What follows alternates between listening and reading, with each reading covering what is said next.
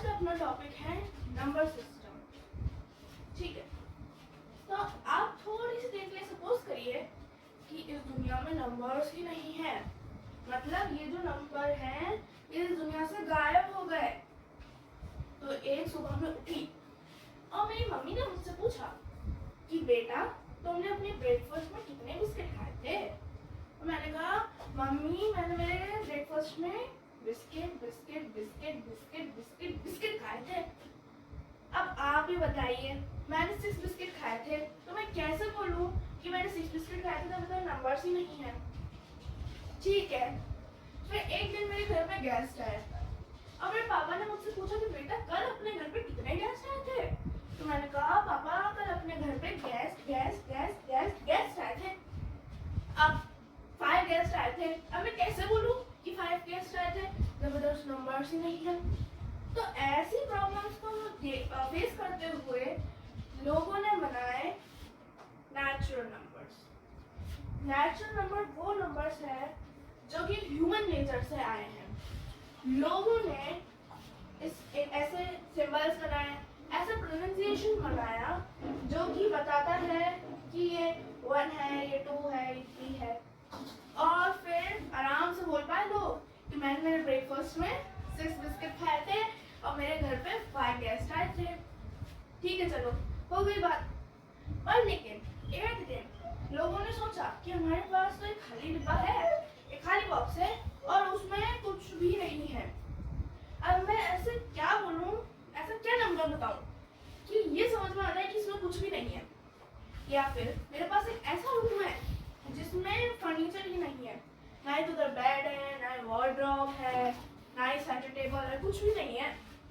अब मैं उसे कैसे बोलूं और मुझे नंबर यूज करना भी है। ठीक है, फिर अपने नंबर सिस्टम में आया zero.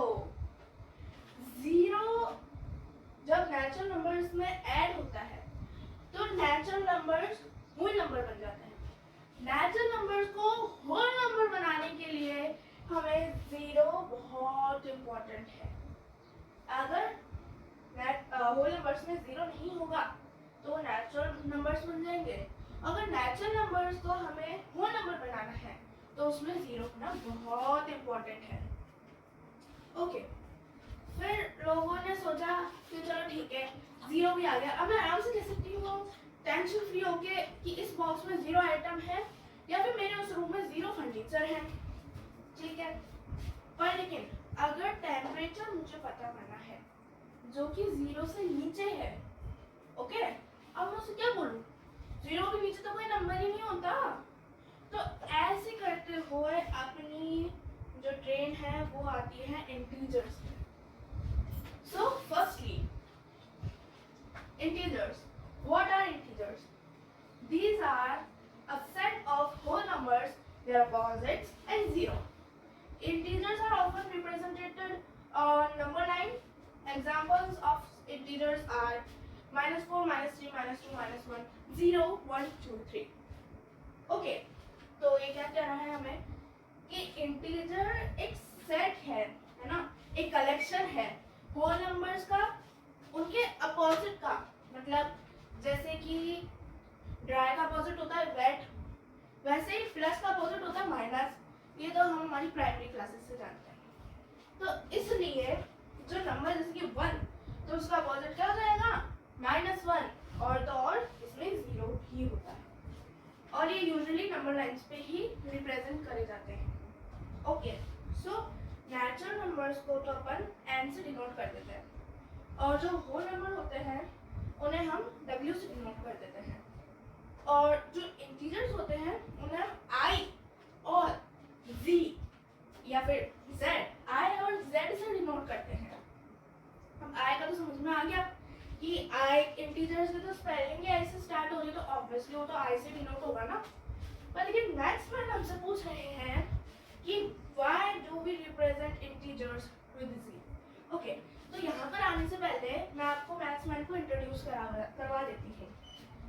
Okay, so mathsman is Santos. Hi, I'm Mathsman. Nice to meet you. I'm your helper to achieve the best concepts which are important for you. Now he is asking some questions from us, पर अपन इनको बाद में solve करेंगे जब अपना ये topic खत्म हो जाएगा। ओके, सो वापस आते हैं यहाँ पर। तो हमको मैथ्स मैम ने क्या पूछा था कि why do we represent integers with C. तो इसमें क्या होता है, ये एक जर्मन वर्ड है ज़ालेन, मैं यहाँ पे स्पेलिंग लिख देती हूँ, ज़ालेन। ये एक जर्मन वर्ड है जिसका मीनिंग होता है नंबर्स। ज़ालेन एक जर्मन वर्ड है जिसका मीनिंग होता है नंबर्स। यहाँ पर नंबर्स ही तो है, positive numbers, negative numbers and zero, so that's why we represent integers with Z also. हाँ, और मैं एक और बात क्लियर कर देती हूँ कि जो जीरो के राइट हैंड साइड नंबर्स होते हैं वो होते हैं पॉजिटिव नंबर्स, और जो जीरो के लेफ्ट हैंड साइड होते हैं वो होते हैं नेगेटिव नंबर्स। अब जीरो क्या होता है, ये क्वेश्चन जो होता है जीरो पॉजिटिव होता है नेगेटिव, ये 1 मार्क क्वेश्चन में जरूर से आता है एग्जाम्स में अगर इंटीजर्स अपने कोर्स में हो। तो इसका ये है कि zero is neither positive nor negative. Okay, and now our next topic is rational numbers. Okay, what is a rational number? So let's read first. In mathematics, a rational number, commonly called a fraction, please highlight. In mathematics, a rational number, commonly called a fraction, is a ratio or quotient of two integers, usually written as a fraction a by b where b is not zero. Okay, so a by b form क्या होता है, ये form होती है numerator upon denominator. अब अपने आगे इसी वीडियो में अपन बार बार न्यूमरेटर बाय डिनोमिनेटर नहीं बोलूंगी, अपन बोलेंगे p by q फॉर्म। ओके, तो numerator upon denominator is equal to p by q। Okay, now maths में कई बार कंफ्यूजन हो जाता है कि फ्रैक्शन और रैशनल नंबर में क्या डिफरेंस है, तो मैं क्लियर कर देती हूँ कि in mathematics a rational number commonly called a fraction, therefore rational number is equal to fraction. Rational number और फ्रैक्शन एक ही बात होती है। Now some examples, 1/4, 0.25 minus 5/4। अब आप में से कुछ लोग मेरे से पूछेंगे कि अरे अभी तो आपने कहा कि जो रैशनल नंबर्स होते हैं वो p by q फॉर्म में होते हैं, तो फिर ये डेसिमल कहाँ से आ गया। तो मैं आपको बता देती हूँ कि जो रिप्रेजेंटेशन ऑफ रैशनल नंबर है वो 2 पार्ट्स में डिवाइडेड है। The representation of rational number is divided into 2 parts. First one is p by q form and second one is decimal form. Okay, तो p by q फॉर्म वाले के example अपन देख ही चुके हैं यहाँ पर, 1/4 एंड -5/4, और डेसिमल का है अपना 0.25।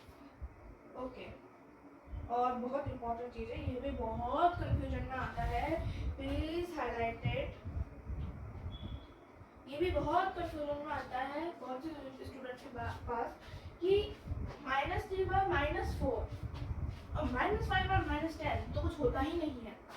अब ऐसा स्टूडेंट्स को मानना होगा कि माइनस से माइनस तो कैंसिल हो जाएगा, तो पॉजिटिव 3/4 हो जाएगा आराम से, पर लेकिन नहीं। अगर कोई भी टेक्स्ट बुक में, प्रैक्टिस बुक में, या फिर स्कूल क्वेश्चन पेपर में, सैम्पल पेपर्स में कहीं पर भी ऐसा लिखा हुआ था -3 बाय -4, तो वो एक्सेप्टेबल होता है, ये हाईली एक्सेप्टेबल होता है। ओके, तो मैं फिर से एक बार रिपीट करना चाहूँगी जिससे अपनी बात फ्लो में आ जाए कि representation of rational number is divided into 2 parts. First one is p by q form and second one is decimal form. Now, decimal form is again divided into 2 parts. Yeah. Decimal form is again divided into 2 parts. First one is terminating and second one is non-terminating. अब terminating और non-terminating क्या होता है? अब terminating में क्या होता है कि जैसे कि अपन ने डिवाइड करा 9/4, ओके, अब ये पॉइंट वाला डिवीजन तो अपन को 5th क्लास 6th क्लास इसी में सिखा दिया जाता है। अपन आराम से डेसिमल वाला डिवीजन कर सकते हैं, तो इसका आंसर आएगा 2.25। अब जब अपन इसका डिवीजन कर रहे होते हैं तो जब अपन कोशेंट में फाइनली डेसिमल के बाद 5 पुट कर देते हैं तो अपना रिमाइंडर 0 आ जाता है। इसका मतलब होता है कि अपन को और कोई प्रोसेस करने की जरूरत बिल्कुल भी नहीं है। कहने का मतलब ये है बस कि डेसिमल एक सर्टेन पॉइंट पे स्टॉप हो जाती है, वही बस, और तुम्हें आगे नहीं बढ़ना है, ठीक है।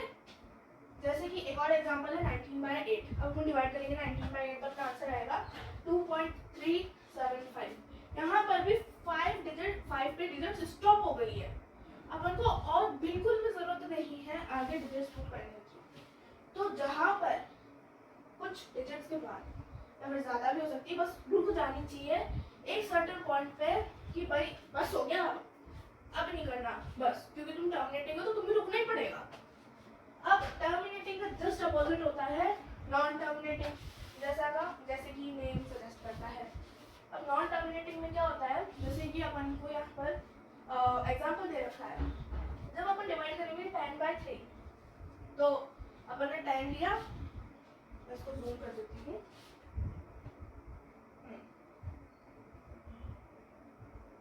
हाँ, अपन ने डिवाइड करा। अब अपन ने डिवाइड करना स्टार्ट करा, अपन ने कोशेंट में 3 डाला, 9, and remainder will be 1 again. Now we will simply put a decimal here and get a free 0.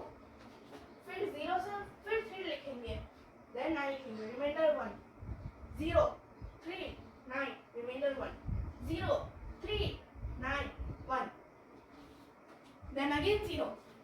तो आपको क्या लगता है कि ये कब खत्म होएगा ये प्रोसेस? ये प्रोसेस कभी खत्म नहीं होगा। आप खुद सोचिए, ये प्रोसेस भला कैसे खत्म हो सकता है? जब अपन इधर बराबर 3 पुट करते जाएंगे और रिमाइंडर 1 आता जाएगा, डेसिमल की वजह से अपन को 0 मिलता ही जाएगा, तो कैसे प्रोसेस खत्म हो सकता है? ठीक है, प्रोसेस खत्म नहीं होना, हमने आपकी बात मान ली, पर लेकिन अब इसे हम लिखेंगे कैसे एग्जाम्स में या फिर टेस्ट्स में? मैं आपको बता देती हूँ कि यहाँ पर एक तरीका होता है ये नॉन टर्मिनेटिंग नंबर्स जो होते हैं डेसिमल के बाद उन्हें लिखने का, कि जैसे कि यहाँ पर 3 रिपीट हो रहा था डेसिमल के बाद 3 3 3 3 3 3 infinite 3, so we will simply put a bar on 3 like here, 3.3 bar, we call it like this, 3.3 bar, we simply put a little bar on the top of the number.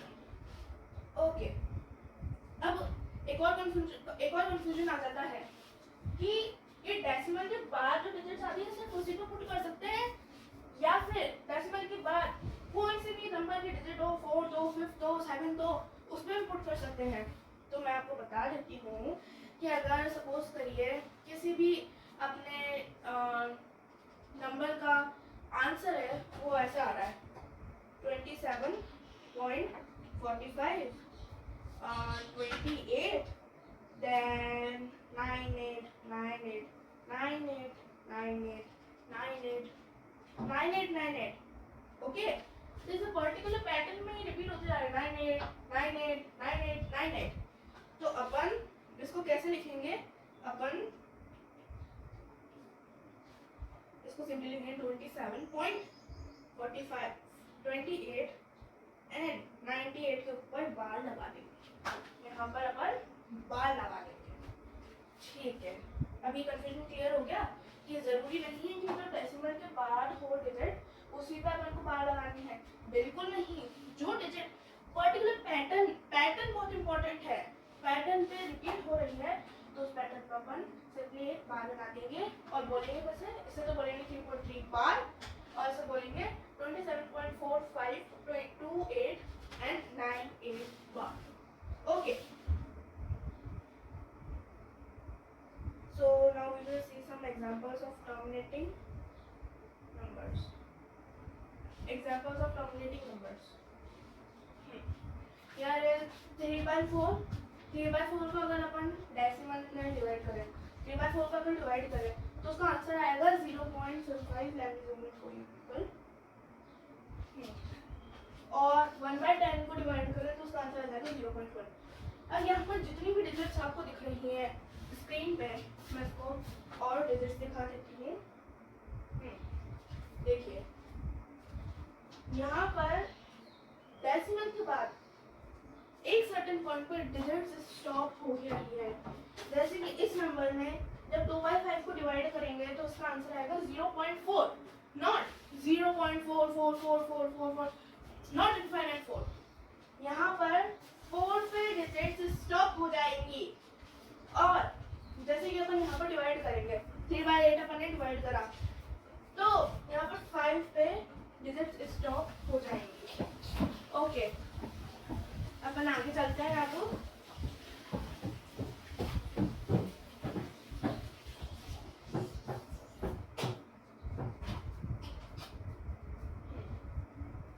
अब जैसे कि अपन ने यहाँ पर देखा था नॉन टर्मिनेटिंग आई होप कि आपको अच्छे समझ में आ गया होगा, कोई डाउट नहीं रहा होगा।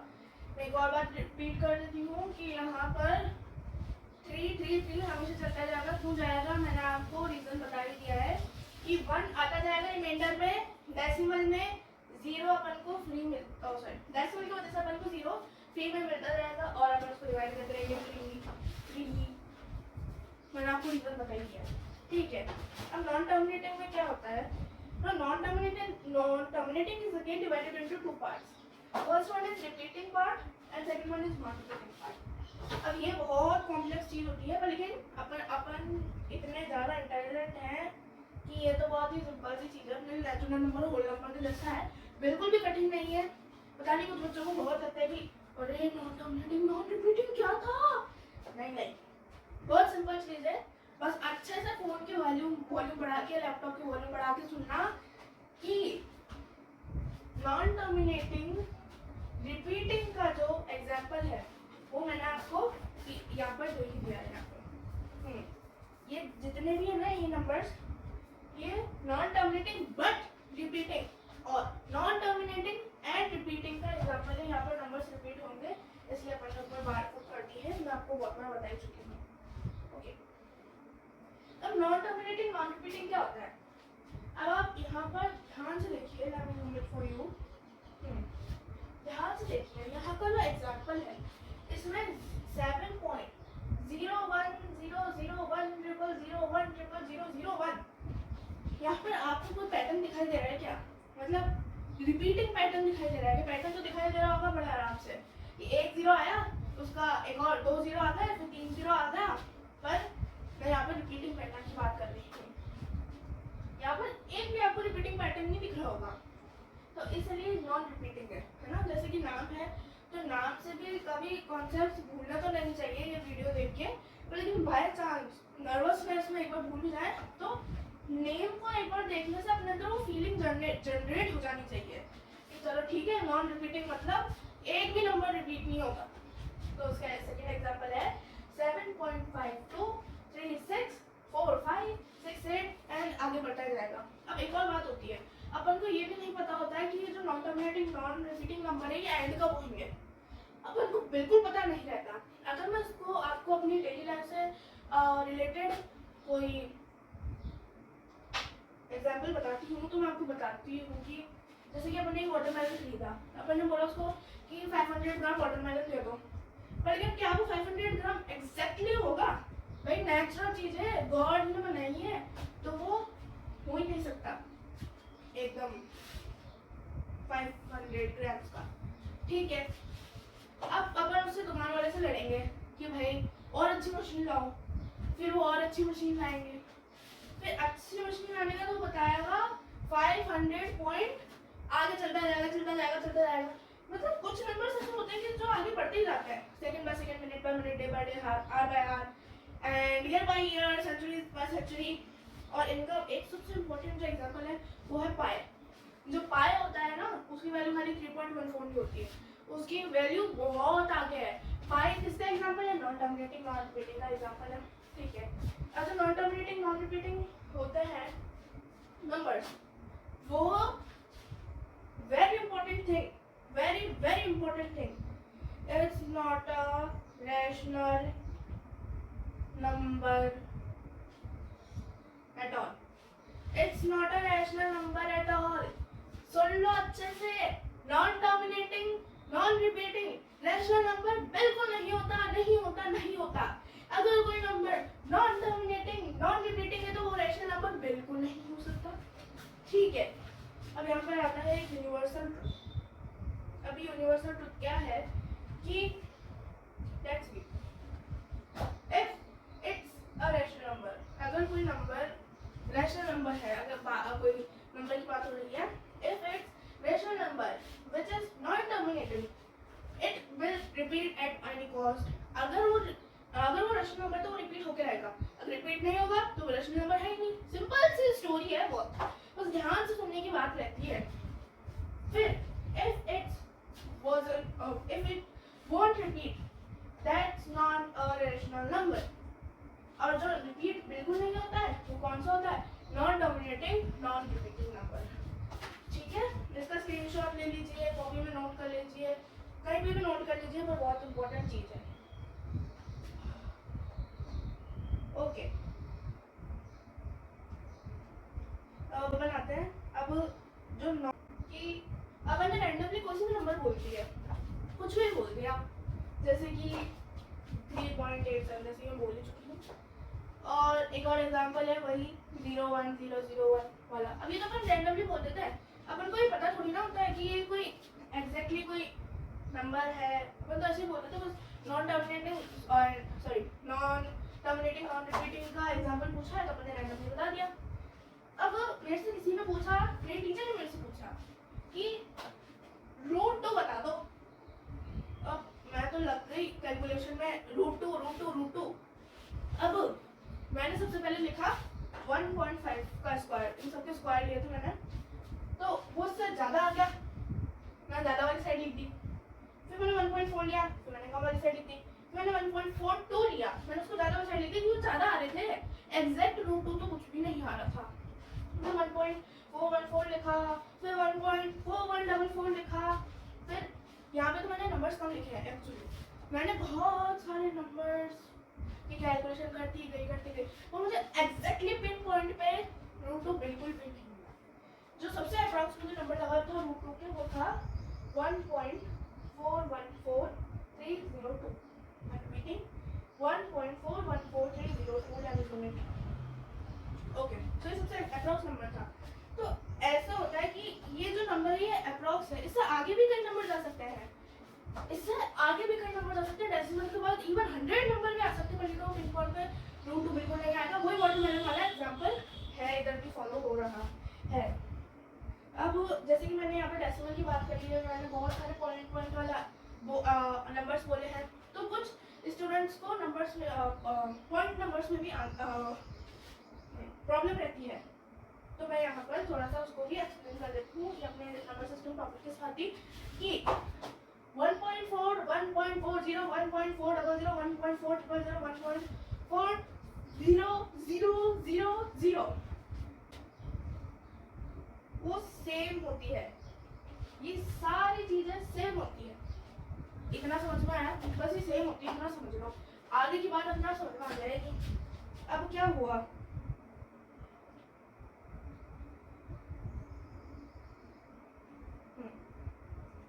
अब ये हुआ कि मेरे टीचर ने मुझसे पूछा, चलो बताओ कि अगर यहाँ पर 0 नंबर लाइन बना दी, 0 है, 1 है, 2 है, 3 है। अब पहले तो वो मेरे से बोला कि 1 और 2 के बीच का नंबर बताओ, तो मैंने बोल दिया मैम 1, 2, 1.1, 1.2, 1.3, 1.5, सॉरी 1.4, 1.5, 1.6, 1.7, 1.8, 1.9 एंड देन 2। तो यहाँ पर 1.5 आ गया। मैं चाहती थी यहाँ पे कोई सा भी नंबर बता सकती थी, पर मैंने 1.5 बता दिया। ठीक है, तो मेरे टीचर ने इस क्वेश्चन को और कॉम्प्लेक्स कर दिया और मुझसे पूछा कि चलो बताओ 1 और 1.1 के बीच में एक नंबर। तो मैंने बोला ठीक है मैम, तो बिल्कुल नहीं डरी क्योंकि मुझे ये ट्रिक आती थी। मैंने 1 लिखा, इधर 1.1 लिखा। अब यहाँ पर क्या होता है ना, कुछ लोग तो 1.1 देखते हैं और फिर बोलते हैं कि चलो 1 है ना तो यहाँ पे 5 लिख देते हैं, ठीक है, पर लेकिन ऐसा नहीं होता। जो 1 होता है और जो 1.1 होता है, तो इसको मैं 1.10 भी तो लिख सकती हूँ। ऊपर देखा था अपन ने अभी अभी की सारी चीजें सेम होती है, या फिर सारे रूल्स को एक तरफ रखिए, मैं इजीली बोलूँ बिल्कुल अंडरस्टैंडिंग लैंग्वेज में कि 1.10 देखूँ तो 10 में यहाँ पर 5 आ गया, 05 आएगा, पर अगर अपन ने यहाँ पे 5 लिख दिया तो 50, 500 कुछ भी बन सकता है। ठीक है, क्यों बन सकता है अपन देख लिया 4 वाले एग्जाम्पल से। तो 1.05 आना बहुत इंपॉर्टेंट है, जीरो लगाना बिल्कुल मत भूलना, ठीक है। तो मेरे टीचर ने इसको और कॉम्प्लेक्स कर दिया, मेरे से बोला कि चलो ठीक है 1 और 1.01 के बीच का नंबर बताओ। अब मैंने वही करा 1 और इधर 1.101, अब जो 01 है ना उसमें कर दिया 1.010, या फिर से रूल को एक तरफ रखूं तो 1.010, तो यहाँ पर अपना आंसर आ जाएगा अपने पास 1.010 से कम 05। आगे इतनी बात समझ में, चलिए ठीक है। यहाँ पे एक ऐसा भी नंबर ले लो 4.110 या फिर 4.10 ले लो या फिर 4.20 ले लो। अब इस क्वेश्चन का आंसर आप लोग मुझे कमेंट्स बॉक्स में जरूर बताइएगा। ओके, नाउ अपन एक आते हैं मैजिक फॉर्मूला पे। अब ये मैजिक फॉर्मूला क्या है? अब ये मैजिक फॉर्मूला में firstly note this magic can be only used when the denominator is 2m and 2 की power m and 5 की power n. Now where magic works is terminating and where this magic can't work, that's not terminating. अब अपन को calculation की बहुत जरूरत रहती है, जैसे कि अपन को कॉम्पिटिटिव एग्जाम देने गए तो अपन ने देखा कि भाई ये तो बहुत ज़्यादा कैलकुलेशन मांग रहा है, तो कुछ होती है ऐसी मैजिक ट्रिक्स और मैजिक फॉर्मूला जो कि अपनी कैलकुलेटिंग को बहुत सिंपल और आसान बना देती है। तो अपन यहाँ पर देखते हैं कि 1.1/4 लिखा है। अब अपन 1/4 को 1/2 की पावर 2 भी तो लिख सकते हैं, 2 की पावर 2 4 ही तो होता है। तो अब अपन 4 में क्या मल्टीप्लाई करें कि उसका आंसर जो है 100 आ जाए? अपन क्या करेंगे? 25 करेंगे। ये तो अपनी नॉर्मल अंडरस्टैंडिंग होती है कि इस नंबर को उससे मल्टीप्लाई करेंगे, या फिर कि अपनी प्रैक्टिस में भी बहुत डिपेंड करती है कि अपन को कितनी जल्दी पता पड़ जाएगी इस नंबर को उससे मल्टीप्लाई करें तो ये नंबर आ जाएगा, ठीक है। तो ये तो नॉर्मल है बिल्कुल। 50 और 25 वाले तो सबको याद है कैलकुलेशन कि इसमें क्या होता है कि 4 का वर्ग 25 से मल्टीप्लाई करें तो 100 आ जाएगा। अब इधर क्या करा अपन ने 1 की पावर 2 की पावर 1/2 की पावर 2 को मल्टीप्लाई करा 5 स्क्वायर और 5 स्क्वायर से डिवाइड कर दिया, तो अपना आंसर आएगा 5 स्क्वायर बाय 100। 5 की पावर 2 या फिर 5 स्क्वायर क्या होता है? 25 होता है। Okay, so 5 square by 100, 25 by 100। अब आप बोलेंगे भाई आंसर तो 25 आया, 25 बाय 100 आया, तुम्हारा कैसे मैजिक फॉर्मूला है? तो अगर अपन इसकी कटिंग करें तो ये आ जाएगा 1/4 ही इसका आंसर आ जाएगा। और ये जैसे कि हमने नोट पे लिखा है, ये फॉर्मूला टर्मिनेटिंग या फिर डिनोमिनेटर में जिसके 2 की पावर n 2 की पावर n, यानी कि 2 की पावर कुछ भी पुट कर दो या 5 की पावर n कुछ भी पुट कर दो n की जगह, वैसे वाले डिनोमिनेटर पे ये मैजिक फॉर्मूला काम करेगा। कोई और नंबर आ गया तो बिल्कुल भी काम नहीं करेगा। इसी बात को मैं इस वाले तरीके से समझाने की कोशिश करती हूँ कि नॉन टर्मिनेटिंग में नंबर डिवाइडेड बाय 2 की पावर n 5 की पावर n इनटू वायरस। अभी वायरस क्या चीज है? वायरस एक अदर नंबर है, 2 और 5 को छोड़ के अदर नंबर जो है वो वायरस कहलाएगा। यहाँ पर 7 ले लो, 3 ले लो, या फिर 20 अपन ने ले लिया, 29 ले लो, जो भी लोगे वो सब वायरस में गिना जाएगा। अब टर्मिनेटिंग होता है, टर्मिनेटिंग में नंबर डिवाइडेड बाय 2 की power n by multiply by 5 की पावर n जो होगा ना वो टर्मिनेटिंग होगा, और जो वायरस होगा इसमें वो नॉन टर्मिनेटिंग होगा। ये फॉर्मूला बहुत ज़्यादा सिंपल है। अब क्या होता है, ये वायरस के चक्कर में जो कुछ स्टूडेंट्स होते हैं वो क्या वायरस को देखते रह जाते हैं। अभी टर्मिनेटिंग होगा नॉन टर्मिनेटिंग ऐसा क्वेश्चन आ जाता है। अब क्योंकि हम तो वायरस को देखते रहेंगे तो अपन तो लिख देंगे भाई नॉन टर्मिनेटिंग है, वायरस है डिनोमिनेटर में, तो पर ऐसा नहीं होता। अगर यहाँ पर ये कम्प्लीटली डिविजिबल है तो फिर ये टर्मिनेटिंग होगा। तो ये कम्प्लीटली डिविजिबल है कि नहीं ये भी अपन को चेक करना पड़ेगा।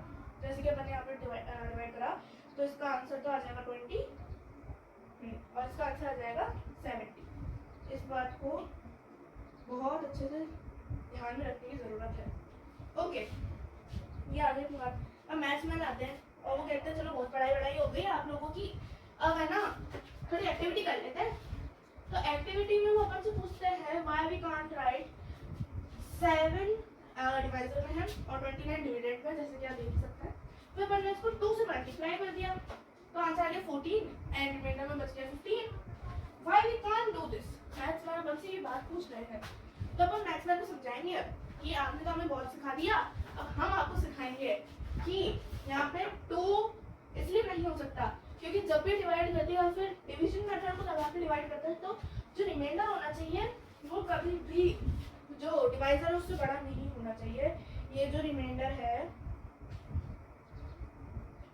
ये डिवाइजर से बड़ा बिल्कुल नहीं होना चाहिए। अब 7 से छोटे कितने तो नंबर होते हैं? 0, 1, 2, 3, 4, 5, 6, 7 नंबर्स होते हैं इससे छोटे। तो यहाँ पर उनमें से कोई सा भी नंबर आ जाना चाहिए।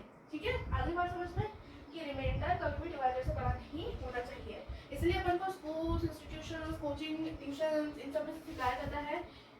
एकदम ऐसे बोल देते हैं कि हमेशा याद हो जाता है स्टूडेंट के दिमाग में कि छोटे से छोटा नंबर जो कि इसकी टेबल में आ रहा हो वो इधर कोशेंट में और इधर पुट करेंगे और जो रिमाइंडर आएगा फिर अपन आगे उससे प्रोसेस कर लेंगे या फिर कंप्लीटली डिविजिबल हो गया तो बहुत ही अच्छी बात है, कम मेहनत लगेगी।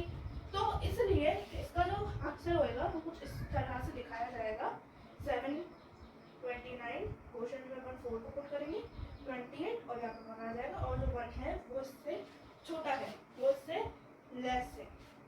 ठीक है, तो बहुत ही अच्छी एक्टिविटी लगी हमको मैथ्स में। Thank you. अब आगे चलते हैं। Okay, now let's summarise a bit जिससे हमारा जो आगे चल रहा है यानी वीडियो वो अपन भूल ना जाए। ठीक है, तो समरी को अच्छे से रीड कर लेते हैं अपन एक बार। Definition of rational number, a number is called rational if first point it can be written in p by q form। p by q form मैंने वीडियो की स्टार्टिंग में बता दी थी कि p by q फॉर्म क्या होती है, numerator अपन denominator. Okay, अब p by q फॉर्म में क्या क्या लिखा जा सकता है? तो टर्मिनेटिंग वाली लिख सकते हैं एंड एक नॉन टर्मिनेटिंग बट रिपीटिंग में होना चाहिए। नॉन एक और बात कि अगर नॉन रिपीटिंग और नॉन टर्मिनेटिंग नॉन रिपीटिंग है तो उसे भगवान भी p by q फॉर्म में नहीं लिख सकते। प्लीज नोट कि अगर कोई number non terminating non repeating है तो उसे भगवान भी नहीं लिख सकते हैं p by q फॉर्म में। तो अपन तो इंसान है, अपन तो क्या ही लिखेंगे। ठीक है, इस बात को अच्छे से नोट कर लेना कि p by q फॉर्म में वही नॉन टर्मिनेटिंग नंबर लिखा जा सकता है जो रिपीटिंग होता है। ठीक है, p and q should be integer. जो p by q फॉर्म में p है वो भी इंटीजर होना चाहिए और जो q है वो भी इंटीजर ही होना चाहिए। ठीक है, ऐसा नहीं कि अपन लिख दिया √2/1 है ना, तो ऐसा नहीं होना चाहिए, इंटीजर होना चाहिए। अब यहाँ पे भी कंफ्यूजन आ जाता है कि आपने तो हमें इंटीजर बताया था, हम तो एग्जाम्स में लिख के आ गए कि ये तो 1.4/3 लिखा है, ये तो गलत है और हमने तो ना कंप्लेन ऑन कर दी स्कूल में कि है ना हमको कैसे क्वेश्चन दे रहे हैं, सब गलत नहीं होता है। पर लेकिन नहीं, मैं बता देती हूँ कि यहाँ से जब पॉइंट हटेगा तो नीचे यहाँ पर 10 मल्टीप्लाई होना आ जाएगा 3 के पास और 3 × 10 होता है 30। तो ये फाइनली वन तो इंटीजर ही रहेगा ना, ध्यान से देखकर आना एग्जाम्स में। ठीक है, अब ए अपना एक आता है third point, in p by q form q should not be equal to 0।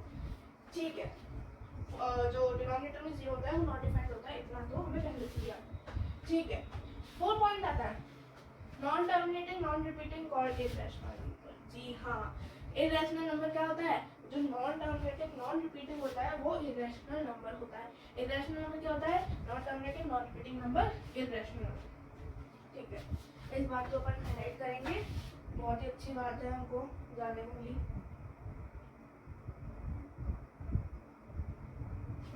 अपन इसको हाईलाइट कर दिया। ठीक है, अब अपना फिफ्थ पॉइंट आता है नेचुरल नंबर। अब ये पॉइंट नहीं है, ये अपन से क्वेश्चन पूछ रहा है फिर से मैथ्स में। ये पूछ रहे हैं कि नेचुरल नंबर आर रैशनल और इररेशनल। तो अपन ने उनसे कहा कि सर ये तो ऑब्वियसली रैशनल ही होंगे। तो आप लोग पूछेंगे क्यों, तो मैं आपको बता देती हूँ कि जो 2 होता है उसे अपन 2/1 भी तो लिख सकते हैं, या फिर जो 4 होता है उसे 4/1 भी तो लिख सकते हैं। होल नंबर रैशनल और इररेशनल, तो होल नंबर होते तो नेचुरल नंबर से बस 0 होता है तो 0/1 लिख सकते हैं, तो अगेन रैशनल नंबर है। इंटीजर्स आर रैशनल नंबर और इररेशनल नंबर, जैसे कि अपन ने यहाँ पर पढ़ा सेकंड पॉइंट में p and q should be integer. तो रैशनल नंबर तो खुद बोल रहा है कि जो मैं होना चाहिए वो ऊपर नीचे से दोनों तरफ से इंटीजर होना चाहिए, तो ये अगेन रैशनल नंबर है। ओके, आई होप कि थोड़ी बहुत समझ आपको अभी तक ये तो समझ में आई होगी। अब अपन आगे चलते हैं। अब आगे चलते चलते अपन को ये पता लगा कि जो रैशनल नंबर होते हैं उनमें नेचुरल नंबर, होल नंबर और इंटीजर्स होते हैं, जैसे कि मैंने अभी ऊपर टिक मार्क लगा के देखा था। और terminating, non terminating but repeating भी रैशनल नंबर होता है। इरैशनल नंबर क्या होता है? Non terminating and non repeating, ठीक है। नॉन टर्मिनेटिंग नॉन रिपीटिंग होता है इरैशनल नंबर। और जो इन दोनों को अपन कंबाइन करके बोले तो ये होता है रियल नंबर। रियल नंबर क्या होता है? Rational number, irrational number. इन रैशनल नंबर से कुछ आ गया, इरैशनल नंबर तो है ही इमेजिनरी। हाँ, इमेजिनरी भी अभी और देखेंगे अपन। तो ये रियल नंबर होते हैं। Note, there are infinite irrational numbers between two rational numbers and there are infinite irrational numbers between and there are infinite rational numbers between two irrational numbers. Okay, now comes our imaginary number. अब मैंने मेरे से पूछा मेरी teacher ने कि चलो अनुभूति बताओ कि जो रूट -1 होता है वो क्या होता है, is equal to what? Question mark लगा दिया इतना बड़ा। तो मैं पढ़ना स्टार्ट हुई, मैंने कहा root -1 is equal to 0, X square is equal to -1। अब आप खुद ही सोच के बताइए मुझे, क्या आपको किसी चीज का जो स्क्वायर है वो नेगेटिव हो सकता है? क्योंकि इंटीजर्स जो टॉपिक आता है अपने कोर्स बुक्स में, प्रैक्टिस बुक्स में, उसमें अपन को बहुत ही क्लियरली बताया जाता है कि जब माइनस माइनस मल्टीप्लाई होता है तो जो उसका प्रोडक्ट होता है वो पॉजिटिव इंटीजर होता है। Minus integer multiply by minus integer is equal the product will be positive integer. तो ये तो क्वेश्चन ही अजीब था, मतलब कि ऐसा हो ही नहीं सकता।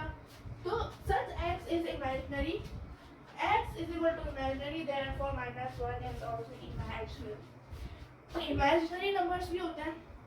अब देखिए आप किसी चीज का स्क्वायर हो सकता है कि -1।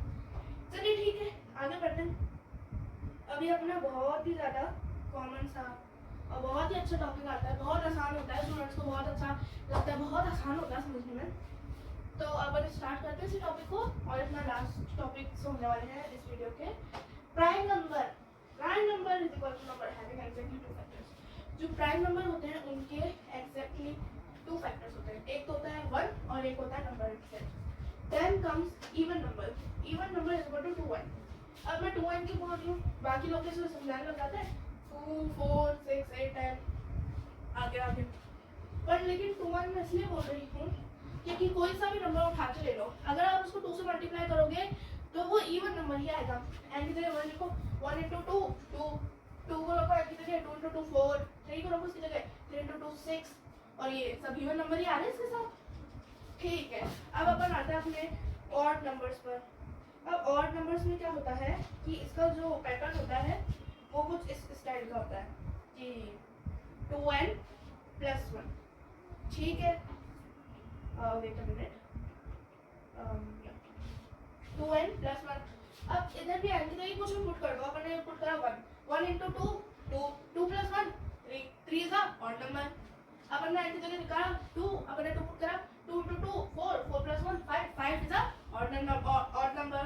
ओके, अपन ने इसकी जगह 9 पुट कर दिया, 9 2 18, 18 + 1 19, 19 इज अ ऑड नंबर।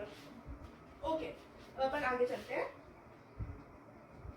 अपन आते हैं कंपोजिट नंबर्स पे। Composite number is equal to the number having more than 2 factors.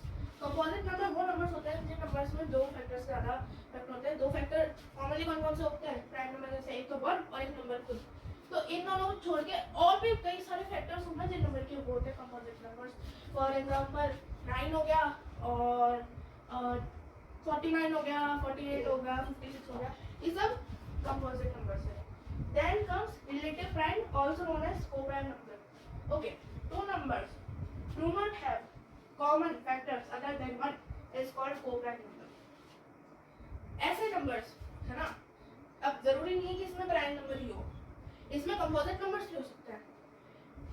एक नंबर उठाया, दूसरा नंबर उठाया, दोनों के फैक्टर्स चेक करें, 1 के सिवाय कोई भी इक्वल या फिर सेम फैक्टर नहीं आ रहा, तो वो अपना हो जाएगा co-prime numbers. Okay, so the examples of co-prime or relative numbers are 8, 9 or 16, 25, 36 or 35 and etc. अब इधर आप नोटिस करिए कि co-prime भले ही नाम में प्राइम हो, तो लेकिन ये जरूरी नहीं है co-prime और relative नंबर में कि जो सेकंड नंबर या फिर जो फर्स्ट नंबर हो वो प्राइम नंबर हो। यहाँ पर 8 तो प्राइम नंबर नहीं है, 8 के तो 1 2 4 इतने सारे फैक्टर्स होते हैं। 16 के कितने फैक्टर होते हैं, 36 और 35 के दोनों के कितने फैक्टर होते हैं, ठीक है। और जब लास्ट टॉपिक आता है वो आता है ट्विन प्राइम नंबर। अब ट्विन प्राइम नंबर क्या होता है? Twin prime number, two prime numbers are called twin prime numbers when there difference is 2। दो नंबर जब ट्विन प्राइम नंबर कहलाए जाते हैं जब उनका जो डिफरेंस होता है वो 2 होता है। I am reading again, two prime number are called twin prime number when there difference is 2। अब जो ट्विन प्राइम नंबर होता है इसमें जो दोनों नंबर है वो प्राइम नंबर जरूर से होने चाहिए, इसमें को प्राइम नंबर से ऑप्शन नहीं चलेगा, इसमें दोनों नंबर प्राइम नंबर होना बहुत इंपॉर्टेंट है। सब examples of twin prime number are 3 and 5, 5 and 7, 29 and 31, etc. Okay, so it was our whole chapter and whole topic, not chapter.